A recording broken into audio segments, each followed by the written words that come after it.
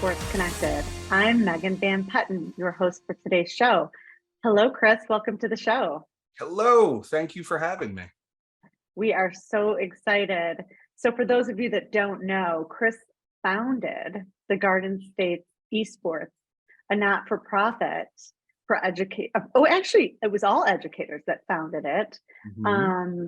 For Scholastic Esports in New Jersey, and their mission is to create a high-quality, student-centered experience through Scholastic Esports, so all students can use esports as a platform to grow socially, emotionally, and academically.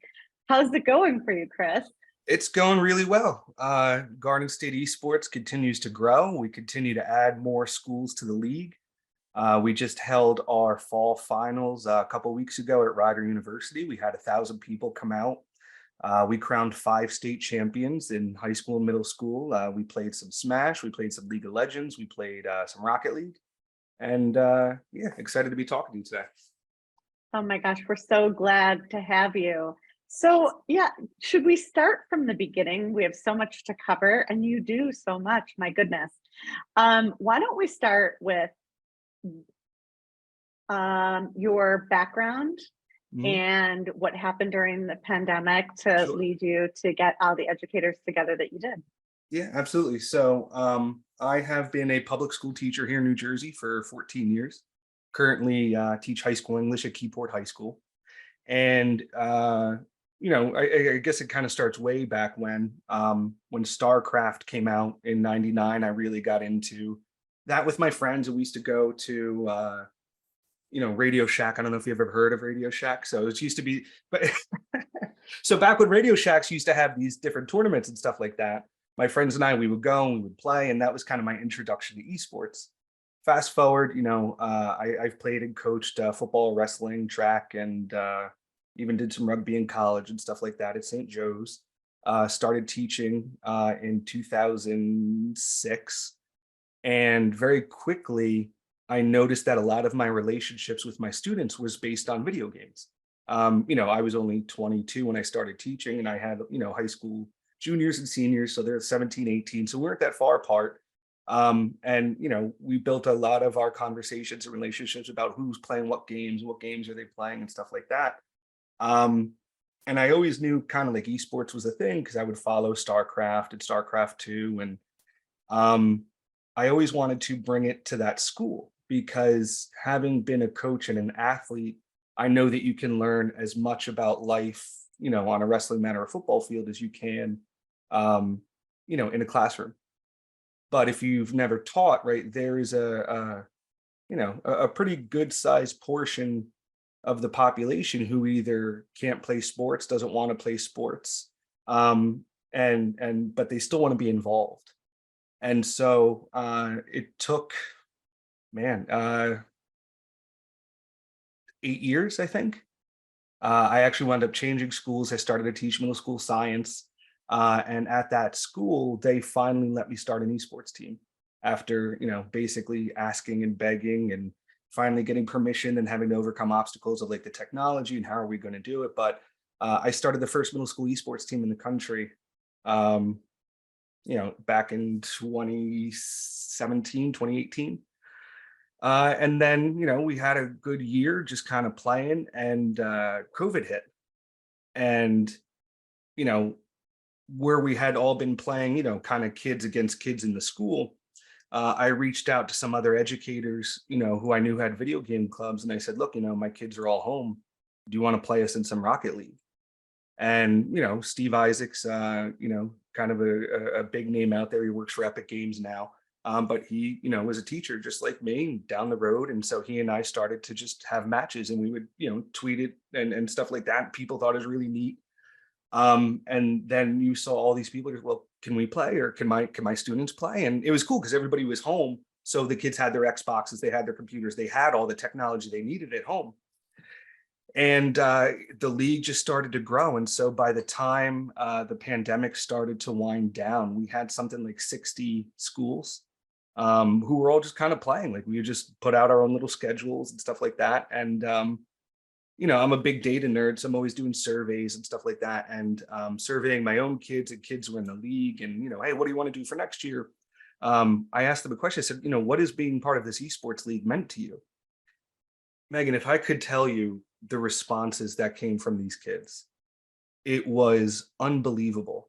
From something as simple as like they felt seen and they felt like they mattered, right? Something that they loved was brought into school. To I had kids who had contemplated suicide, but being part of the league was what they looked forward to the most. And so it was just wild to me. So, I shared some of the responses with the other educators, and I said, look, I think we could do something here. When we get back to school, I don't want this to stop.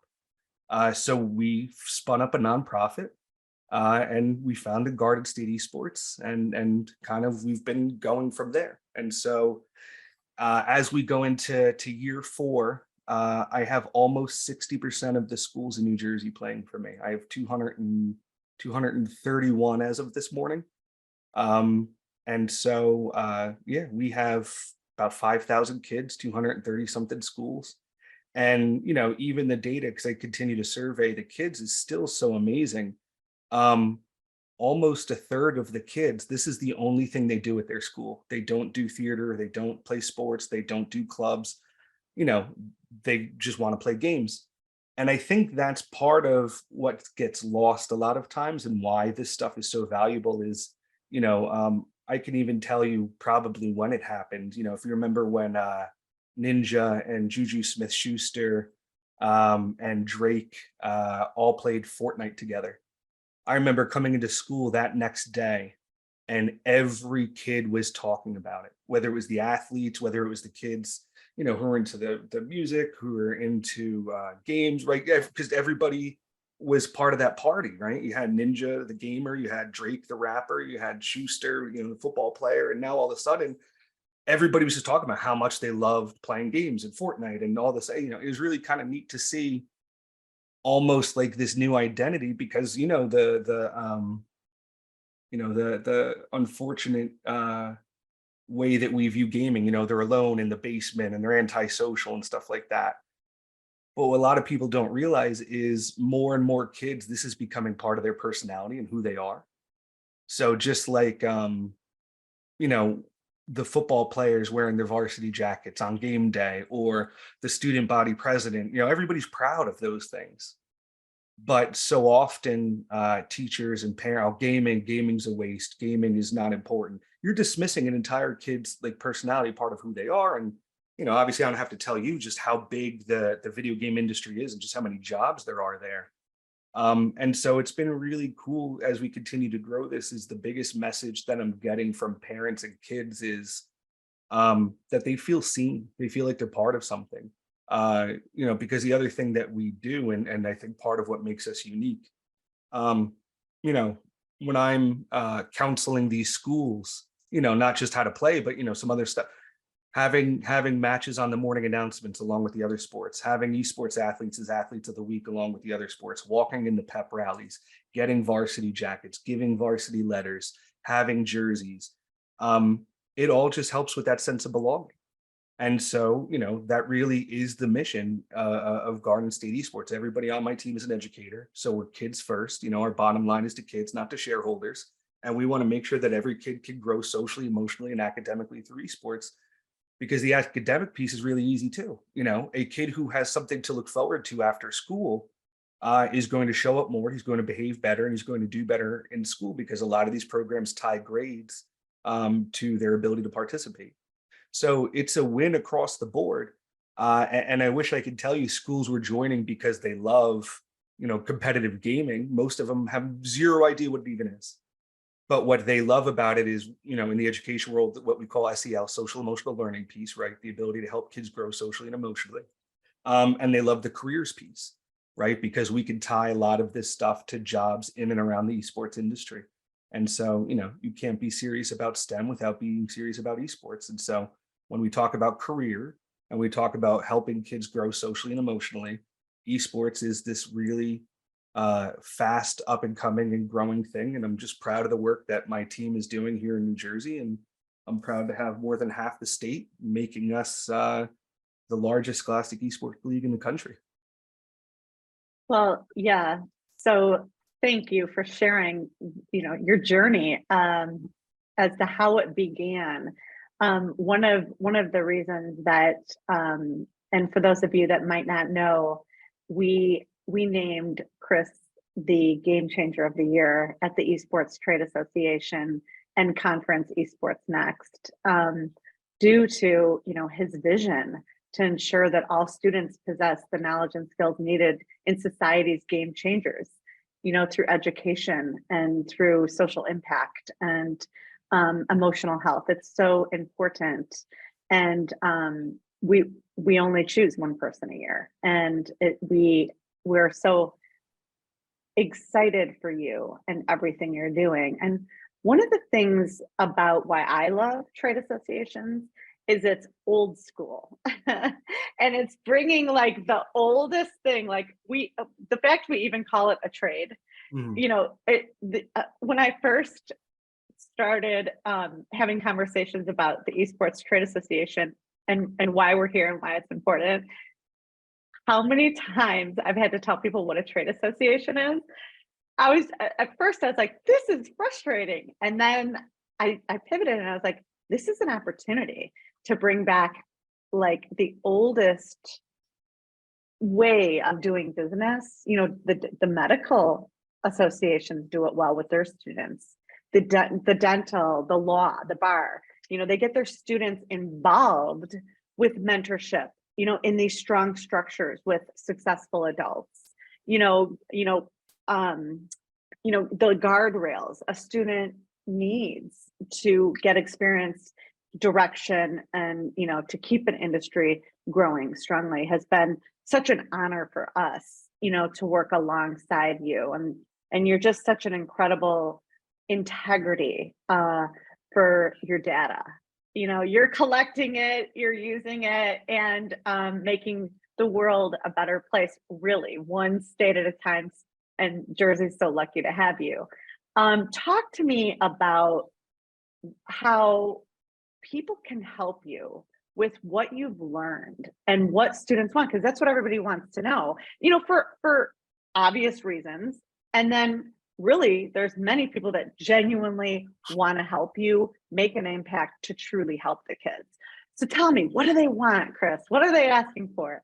Yeah, I mean, so it's really interesting and I think this is the perfect place to do it, is on this podcast, is to really kind of get deep, because most of the speaking opportunities that I take are just kind of explaining what is esports and what is Garden State Esports about and stuff like that. But what I rarely ever get to talk about is the business side of running Garden State Esports.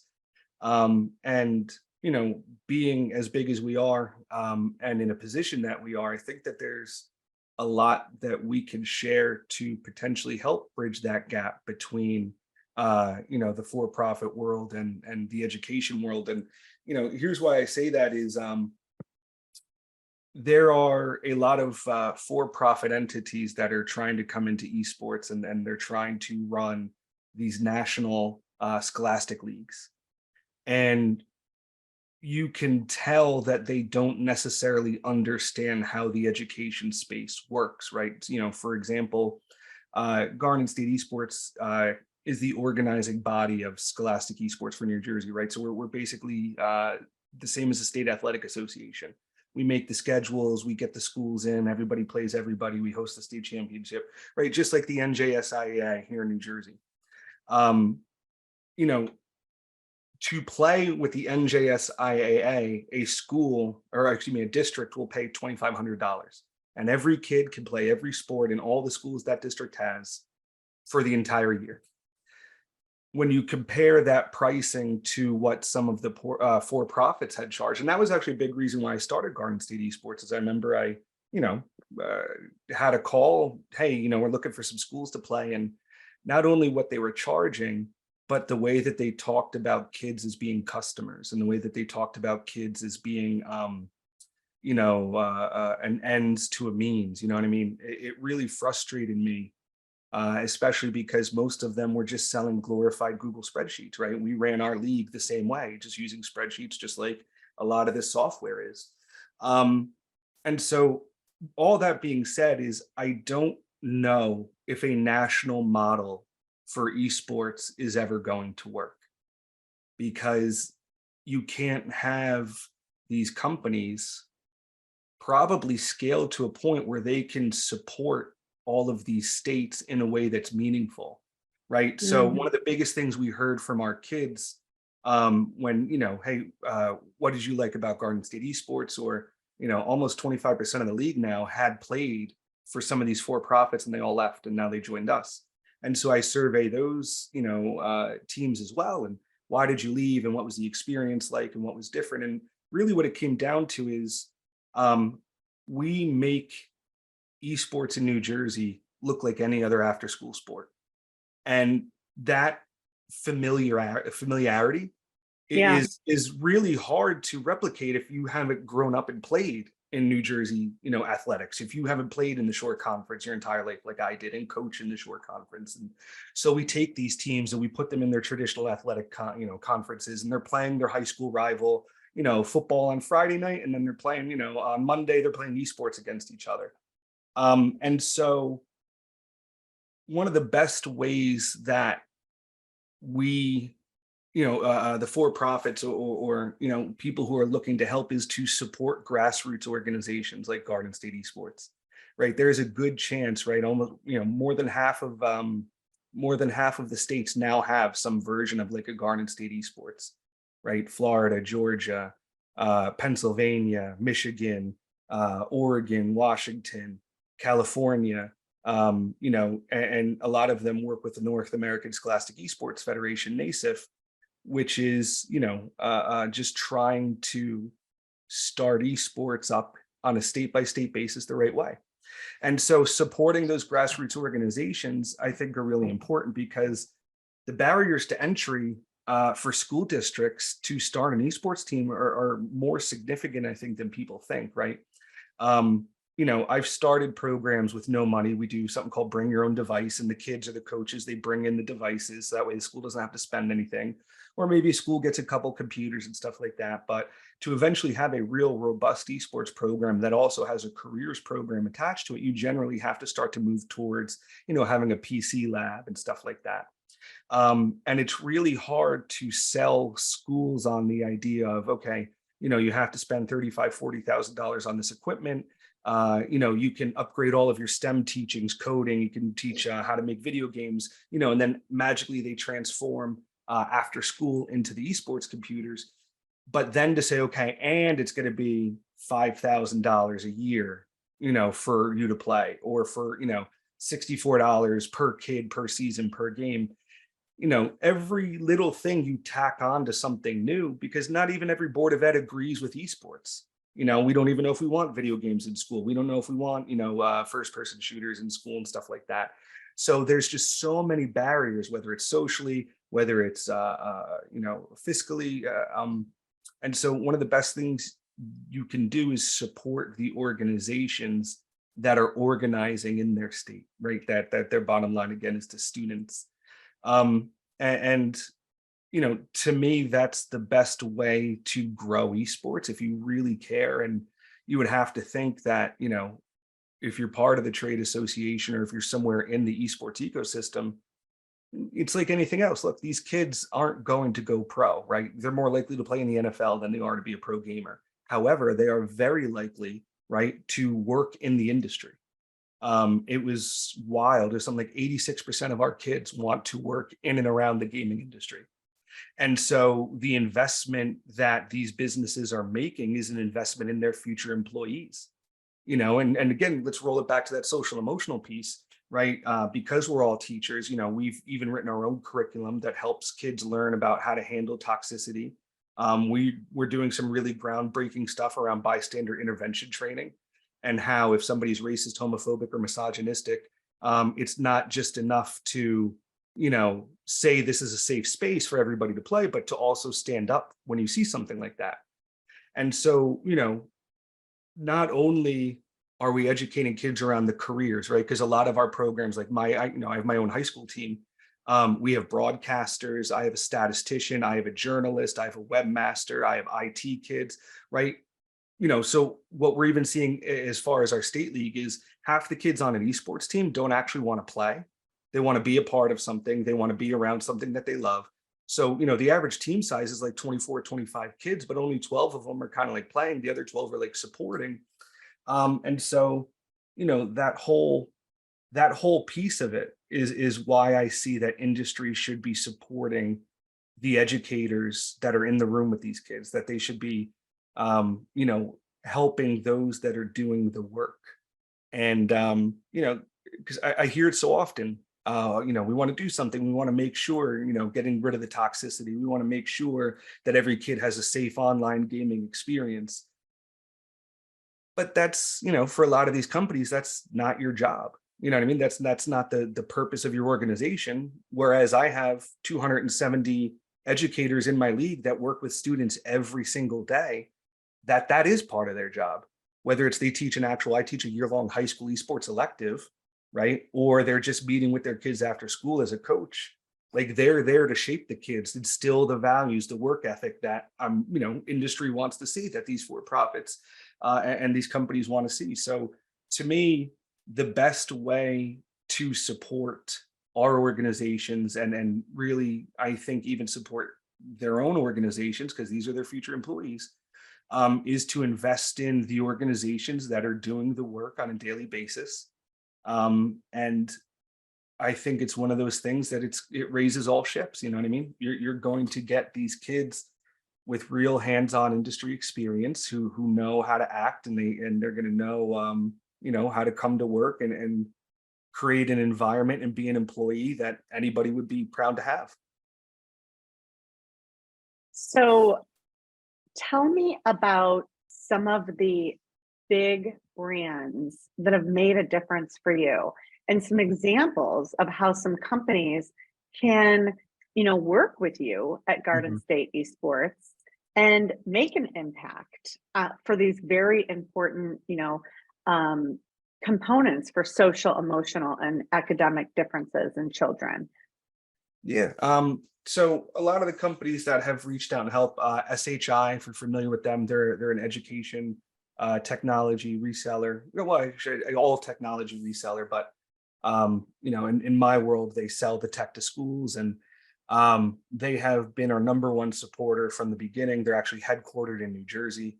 So not only do they support us through donating, they even support us with the careers piece. They're always willing to help, uh, talk with kids, internships, anything like that, because they truly understand that these kids are going to be their employees, right? SHI is a huge company, and it's headquartered, right in the middle of New Jersey. So there's a good chance that some of these kids are going to end up there, especially when they know, SHI has an esports division and has, been a supporter, you know what I mean?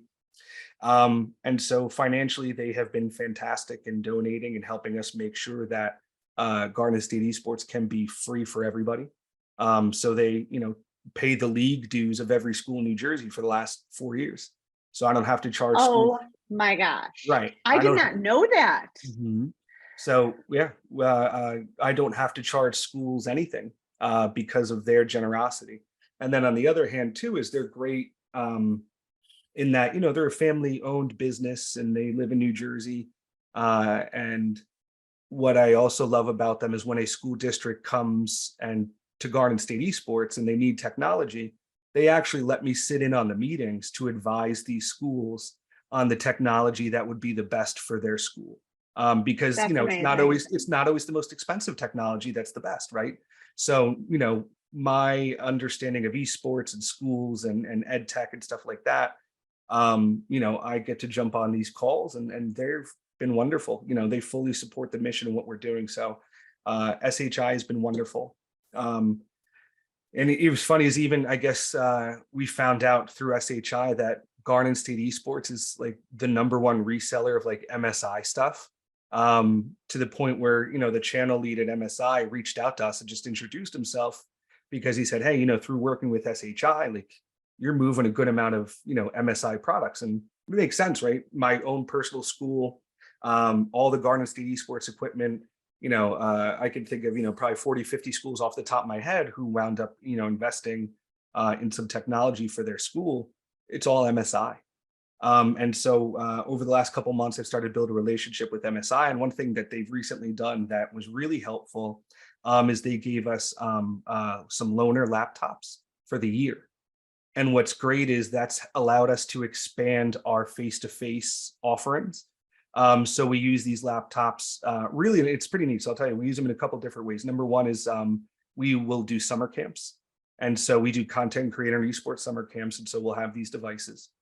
When we're not doing summer camps or holding our finals, we actually mail these laptops to schools and kids who don't have the technology. And so we started, we're trying to figure out a name for it, but basically, we have started almost like a mailing streaming kit, because MSI also was able to help us with a relationship with Corsair and Elgato. And so Corsair, Elgato, and MSI, basically these kids or schools, they get some key lights, they get a microphone, they get a stream deck, they get a webcam, they get a laptop. And what's cool is so they could start streaming their video games, they could start streaming their matches, which means they have to have a caster, which means they also have to have people managing the back end of Twitch and doing the digital production. And then you also have to have the graphic design to put the stuff on the screen during the stream. And even like a school like mine in Keyport, I actually have 2 Twitch channels. One is totally in Spanish because more than half of my kids speak Spanish. And so a big part of the careers, right, starts with streaming. But again, trying to realize that these schools had a really hard time getting these streaming kits, we basically will either mail them to a school, or we'll actually even mail them to, like, we have individual interns, high school kids who are like, I really want to cast, but my school doesn't have an esports program. So we'll mail them all the stuff. And then when the season's over, we tell them, who the next kid or school to mail their stuff to is. So we have about 12 of these kits kind of just going around the state. And it's actually been unbelievably well received. A lot of these programs are getting to do some cool stuff. So MSI, Corsair, and Elgato kind of came together to do that. And then with the laptops that MSI loaned to us is we were only playing our finals face to face, because I personally own 24 desktops. Basically, my basement's a LAN center. And so we take the desktops and of course it is. we rent out of college, and we'll play our finals, because I always want to have a face-to-face aspect, just because I want these kids to know that there's real people behind the computer screens. I want to build a community of caring kids throughout the state. But with the 12 loaner laptops that they were able to give to us, we actually can now play semifinals as well. So you're kind of doubling the amount of kids and schools that we can have come out. And that was a big reason why we would have about 400 or 500 when we were just doing finals. But our last event where we started doing semifinals, thanks to the loaner laptops, we had 1,000 people. So we doubled in size just by, the 12 loaner laptops that they gave us. So we're really excited about that relationship with MSI, Corsair, Elgato. SHI has been wonderful to us. Fit Gamer, if you're familiar with Fit Gamer, they're really in the health and wellness space. They've been really good to us, helping us with our mission of, helping kids make healthy gaming habits, because that's a big reason, parents love us and stuff like that, is we actually talk a lot about when to turn the game off and when to take a break and how not to throw the controller and why you shouldn't be cursing at people. So Fit Gamer's been fantastic. Group, if you're familiar with Group, is an AIM training program, and Gavin, who runs Group, has been a great partner. His wife is a teacher, so he totally understands where we're coming from. So we, do a lot with him, and he makes his program available to the kids in New Jersey, at a great, price. So yeah, I mean, it's nice to have found a lot of caring partners. But the biggest thing that we're working toward is more of that donation piece, because the other side, I think that people don't realize is, everybody on my team is an educator, and I'm always one of the first to bash companies who are making use of free educator labor, right? A lot of times you'll see them on Twitter, and you could become an ex-certified educator by using our products and become a product evangelist. And it frustrates me because teachers are some of the hardest working folks on the planet, and we know we're not going to be paid well. That's not why we got into it. But to see, a lot of that exploitation happening is disappointing. But then I'm also somewhat guilty of it because I can't pay the teachers on my team really much of anything. Some of them are working, 20, 30 hours a week on different projects for Garden State Esports. And, I could throw them a couple $1,000 stipend. And the other thing where industry can help by making donations or support beyond stuff is the teacher burnout is going to be real.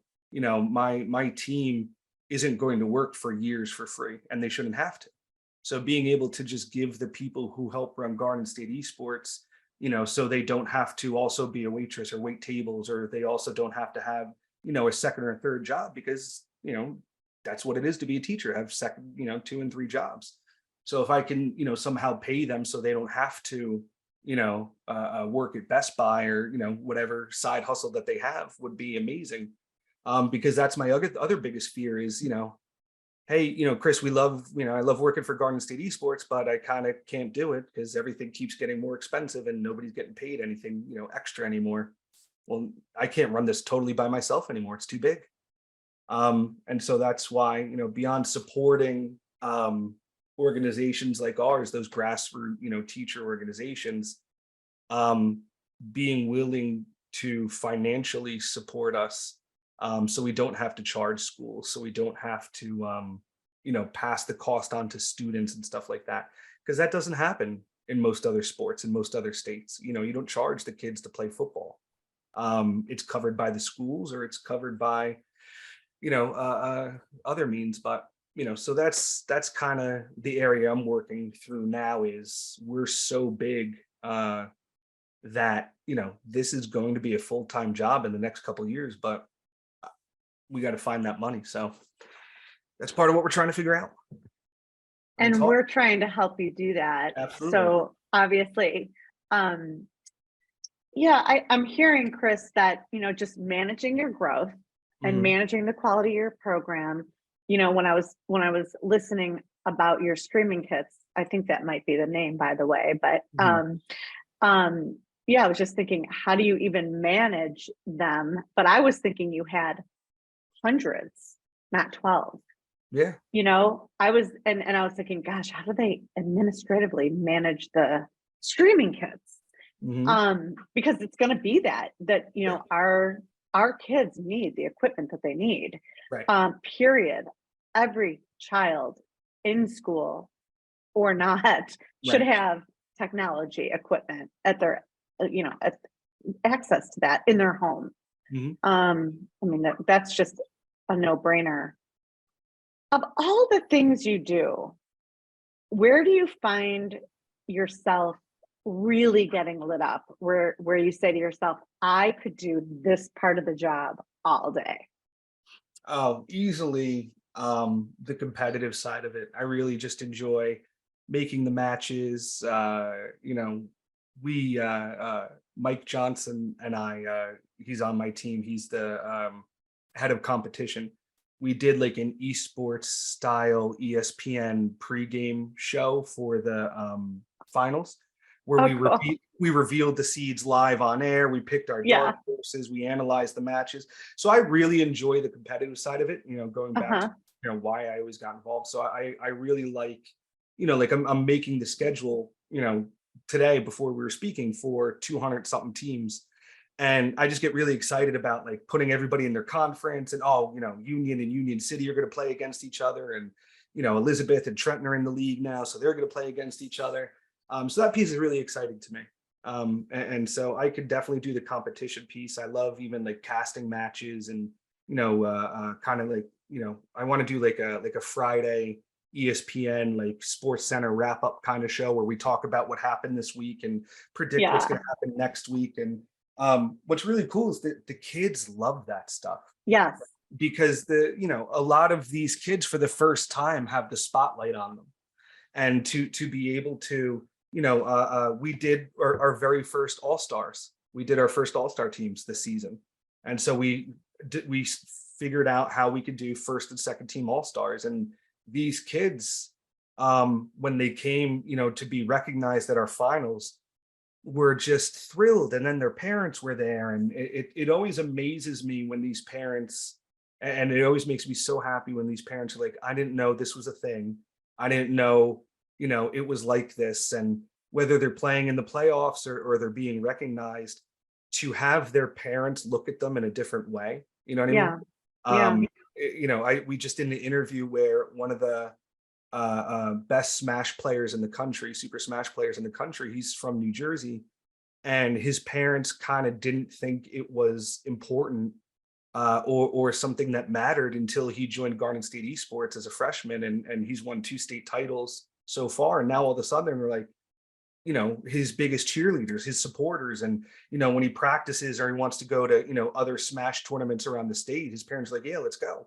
So just to have them see their parents in a new way, to celebrate them, to put the spotlight on them, to make them matter, you know what I mean, is the best part, So even like the finals events, they all come out to like, pro wrestling style entrances with music and lights and stuff like that. And that's the other piece I really love is finding ways to celebrate kids and put them in the spotlight, especially if they've never been there before. So I always try to find, my team makes fun of me because I'm a little bit extra, but I always try to find ways to showcase kids, and the crazier and the more fun, the better, So we even had like contests where during their walkout, like who was going to have like the craziest walkout and stuff like that. So we had a whole school dress up like, barbarians, because they were the barbarians. And, now that like, moms and dads are coming with signs and they have flags and they're wearing the jerseys of the school. And so just to see like all that extra, hit them with that razzle dazzle stuff. I really like that piece too. So anything to do with competition and celebrating kids really gets me excited. Wow. I kind of thought that I'm really looking forward to when the post shows. I mean, I remember the evolution of fantasy sports when Matt Berry brought the pre and the post show. Exactly. So it's so fun to see because really 15 years ago, people didn't even know what fantasy sports was. Right. So I was part of that, which is why people thought I would be a good fit to help with, the education of what esports really is. And I'll tell you, my godchild, I used to see on Saturdays, as many Saturdays as I could growing up to make an impact. And my godchild's 2 favorite places, funny you should mention, was Radio Shack and GameStop. And you know what he said when he graduated IIT as an engineer for gamification was, thank you for watching me play video games. Yeah. That was that. And I was like, I didn't even know that he remembered. Yeah. But that's what he wanted. So if I could I had no children of my own. So this was the only child I could make an impact with in my little life. Right. So so if I could do one thing, I just wanted to do what he would want. And it wasn't that long, but I would just sit there for a few minutes and have him walk me through what he was doing, or quietly watch. I mean, just depending on, kind of mood. And that's what he thanked me for. It was just last year, he got his college degree. I was blown away. Well, and it's so funny you say that, because that's the exact advice I give to parents, whether it's parents who come see me when I'm teaching, or it's parents from around the league who email me. And a lot of times it's like, how can I support the better emails are, how can I support my kid? But sometimes I even get emails or parents coming up to me, all they do is play video games. I don't understand, especially like the younger kids, like some of these Minecraft kids who just play and make stuff in Minecraft and watch YouTube videos about making things in Minecraft. And how do I get them off, or how do I make them do other things? That is always the biggest piece of advice I give. I said, do me a favor. I said, before you do or say anything, or if you really want to understand it, just sit and watch them, have them explain what they're doing and why they love what they're doing. And even if you can, pick up a controller and play with them. And I can't tell you how many parents will come back and say, I couldn't believe all the stuff my kid was doing, all the behind the Yeah, scenes things. yeah, And then I'll even, I'm lucky I get to hear it from the other side too, is I'll have kids who tell me, in their own teenage way, it was really cool that my parents cared about what I cared about. But when you think about it, it's so simple and it's it done is. almost everywhere else. If he Yep, was a football player, if he was yep, a chess team, if he was in the theater, yep. you would go see the play, you would go watch the matches. But if it's a kid playing video games, it just isn't, it's getting there, but it's not there yet. So I mean, I think that's fantastic that you did that. And you could see even as a college graduate what it meant to them. And similarly, engineer and gamification, kids who love video games tend to work in STEM fields and Right. go off into that industry and stuff like that. So, that's the other side that parents are actually supporting here too, is even in New Jersey, we have 42 universities and colleges, 36 of them have esports programs. We got about a dozen kids college scholarships through Garden State Esports last year without even trying. And now we're actively, we have a recruitment portal where kids can enter their information, and then the college programs that we vet can also connect with the kids. And we hope to, in the next 2 or 3 years, we want 10% of our league to earn a scholarship, 500 kids to get a scholarship for esports or academic excellence. And like same thing, we surveyed all these kids, and I think a little over half, maybe almost 60%, want to go and major somewhere in STEM. Whether it's cybersecurity was a big one. It's just it's fascinating, right? If kids like games, it permeates into all aspects of their life. We actually had Wait, 72. you just said if kids like games. They're kids, even adults. I mean, we have to play more. It's Right. proven that my brain, Mhm. is developed from growing up playing chess. I don't Yeah. remember learning chess, but Right. I have a great brain. It could see many things ahead. Right. You know what I'm saying? Like what you're dealing with right now is like, what am I going to do in 1 to 3 years with this? It's a beast. It's coming. It's a tad overwhelming. It's so successful, Chris. And Absolutely. Oh, I tip definitely. my hat to you. But it's genuinely overwhelming when you see what's coming. Mhm. And I wouldn't necessarily say you can't scale the nation. Um, I mean, because I don't know what I don't know, Mhm. but I do know never say never. That I know because I get in these industries, in these associations, and look at things that just blow your mind. Yeah. But I would have no opinion on it. I just think what you're doing is amazing, and you're a pioneer, and you're the biggest and the best, and an example for all of us. And it's such an honor to have you. We have just a couple more minutes. I have Sure. one question for you, which I just have to ask. What would be your dream brand to sponsor you? Everybody has one dream brand. Just and you can name more than one if you want. Yeah. But I think the easy answer are the MSIs and the SHIs of the world, right? Those that are in the space and by supporting us also support their business. I'll be honest, the dream brands that I want are the video game publishers, Riot, Blizzard, because for them to come out in full support, everybody will follow them. And being on the that's true. Riot Scholastic board, I'm proud of the work that we've been doing. I'm proud that League of Legends was given back to the people. Yes. I'm proud that Valorant is going to stay, with the people. But to have the support of these publishers, because even we have to be careful. Like, we choose our words carefully when we say organizing body of New Jersey. We can't say governing body because the governing body are the actual video game publishers. And they can, like you have seen, they can go exclusive with a company and nobody else Right. is allowed to play it in a Scholastic space. They can make their game free and available, or they can even be like Aviles Studios and Knockout City. or a great game that just came out, Omega Strikers, where they're actively working with schools. Like Garden State Esports has emotes in Omega Strikers. You could throw a Garden State Esports flag up in the actual game. So you have the full gamut of publishers who are like, hey, Garden State Esports, let's work together to make this game and get some customization so that when your kids play, they can celebrate being in your league.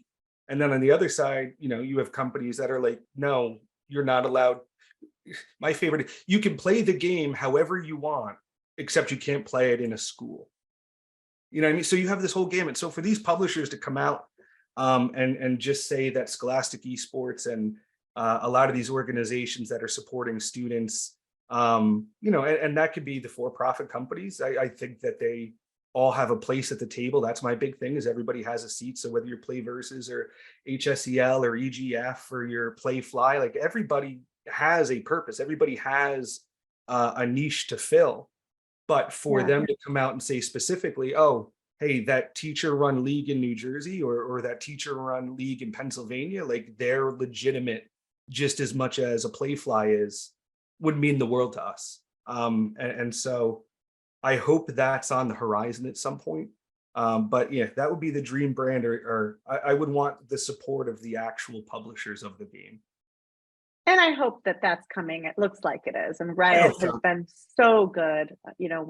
When they were here in the summer, it was just amazing what they did for Yeah, Chicago Public Schools, and I was absolutely. part of all of that. JT coordinated, Yeah, so much generosity. I sat with the absolutely. teachers.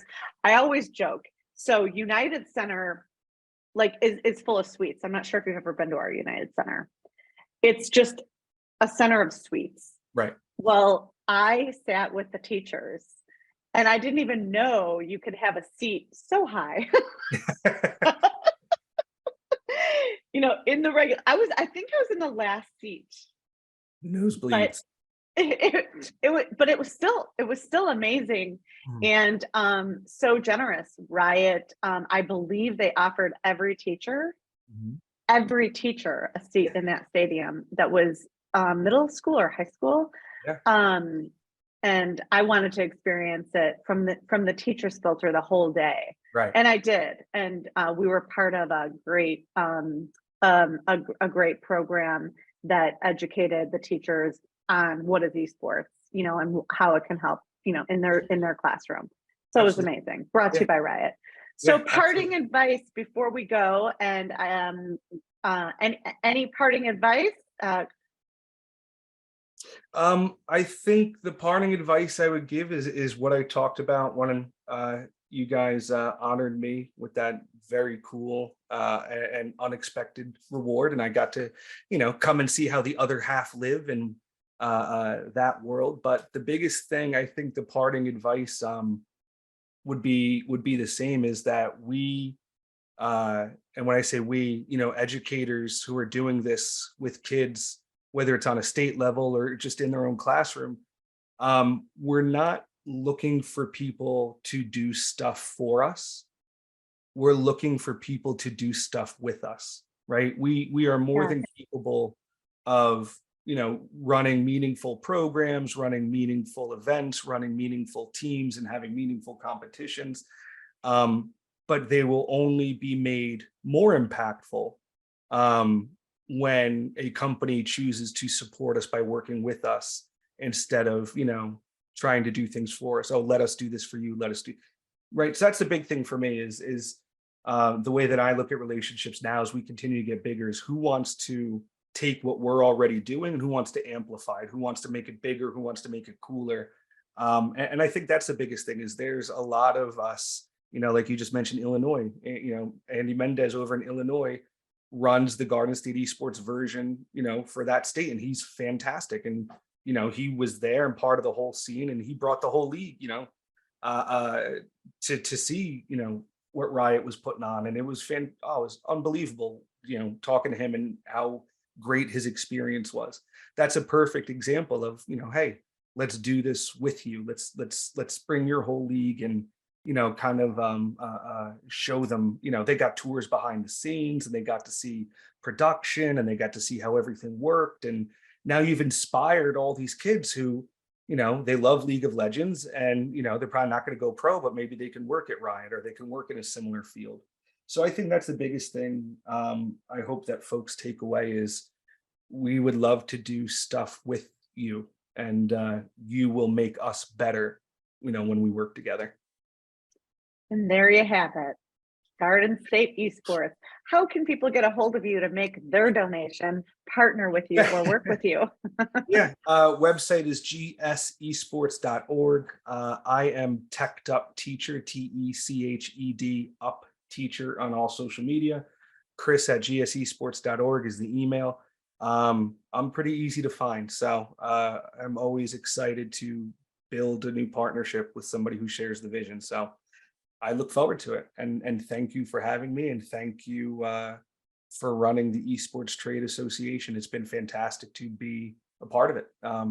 It's really cool. It's an honor to serve, and that's another episode of Esports Connected. Thank you, Chris, for being on the show. Till next time.